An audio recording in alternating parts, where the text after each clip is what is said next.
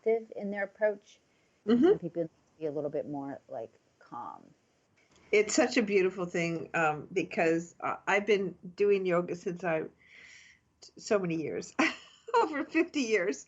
I've been Right. doing Wow. yoga, and kind of that kind of dates me, but it's to see how, as each individual explores what really opens up for them individually, and to watch, we yoga's come from one practice, which was hatha yoga. Now it's 150 different type of yogas, all these kinds of breathing mechanism. It's like you said, Kimberly, it's really what works for you, but do the practices, do whatever it works for you on a daily basis. I think that's the bottom line.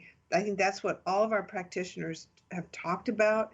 And that's where we can really, that's where I feel we're all being called to support ourselves and then each other in a way that is, it can be very beautiful. And I love, have you seen the posting on Facebook, from Italy, where people are singing opera to each other across the balconies? Have you seen that?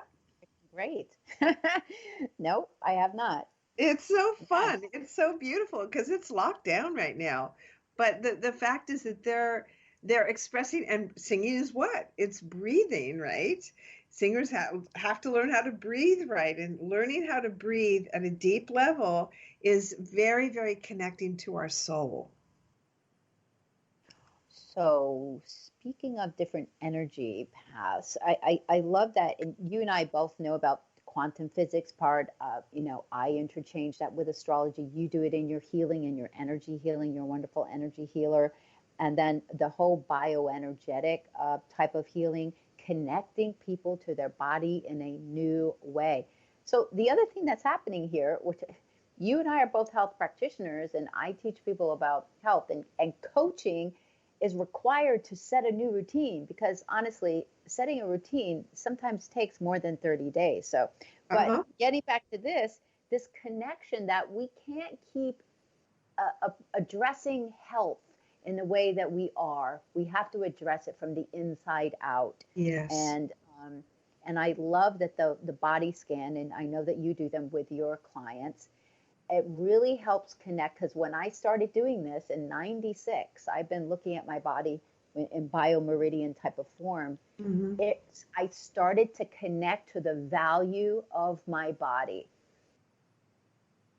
Good, beautiful. Yeah. And So what do you very. think that does? That changes the reverence, right, that we have for how we treat our body, what we allow in our space, Hmm. what we drink and what we eat. And so this evolved for me. It didn't happen right away, but it evolved for me, and then it led me into a new. It brought out a passion that I had, really since I was little in cooking with food from the garden. Right. But So this is a very, it can be a very exciting time at this point, because, like you said, developing our discipline of how we take care of ourselves. Consider, as the world seems to be, quote quote, grinding to a stop, it's that opportunity that we can take a real deep look at what's going on in our lives. How are we managing our lives? How are we managing our bodies? How are we managing our emotions? And what's the opportunity that we can take them to a much higher level, and therefore elevate our own consciousness, and therefore the consciousness of all those around us, as we take this opportunity where things quiet down, we hunker down, and we can really, bring in that light of.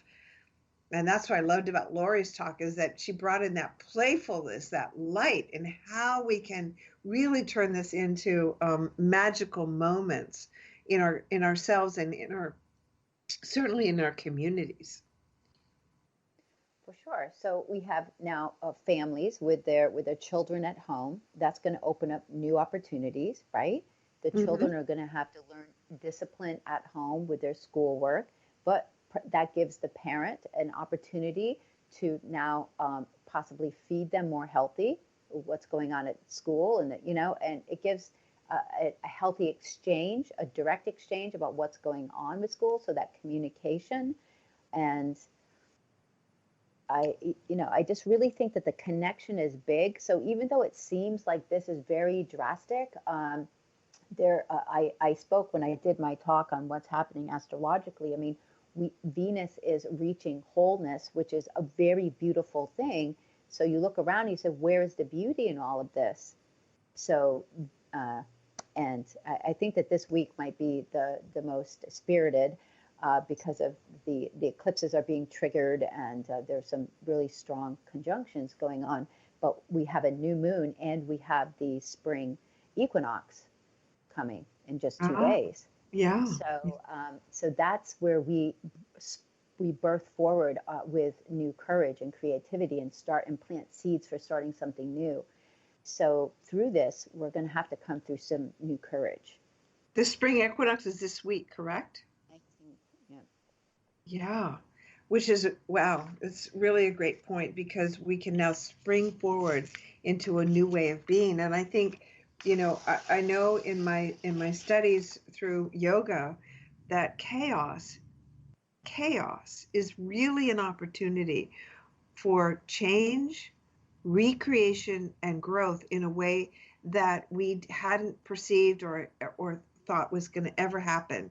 And it's happening right now. We are so in the midst of it at a scale that is, I don't know if it's ever happened like that. It's happening right now. Well, definitely the energetic points. And Sherry had brought up that you're either coming from love or fear. And a lot of the stuff on TV is fear-based, obviously. But we can't change unless things are exposed. And then she also mentioned letting go of everything you know. And that's what we're dealing with. The eclipses have been highlighting the nurturing, the comforting, the home part of our lives, the container of support, as well as the foundational security of who we are in the outer world, our political systems, the corporations. Mm-hmm. And if all of that is changing, well, things have to change. It's like the burn off has to happen of the grass for it to grow back greener. Mm-hmm. So if we can look that there is a beautiful gem in here somewhere, or the people that do will get through this. And it's not just in the United States, it's everywhere around the world. It's the world. And that's what's so riveting about this moment. Oh, Kimberly, I love doing this radio show with you. I think that it's so beneficial that we can get this information out to people and bring more and more practitioners to our Holistic Chamber of Commerce, so that we can, as a community, we can grow and we can really knit a whole new way of being in our community that's not based on competition, but it's based on cooperation in how we can support each other and how we can move this whole concept of love, compassion, and healing forward in our community. So thank you so much. And for our listeners, they can reach us through the Holistic Chamber of Commerce, and our website is SarasotaHolisticChamberofCommerce.com. And feel free to get a hold of us with any questions that you have. And thank you so much for listening. We look forward to having more exciting, wonderful speakers to our show. Thank you, Kimberly, for being co-host. I appreciate it. Sure. Thanks for tuning into our show on SocietyBitesRadio.com. Don't worry if you've missed a show. You can find them all on our website at SarasotaHolisticChamberofCommerce.com.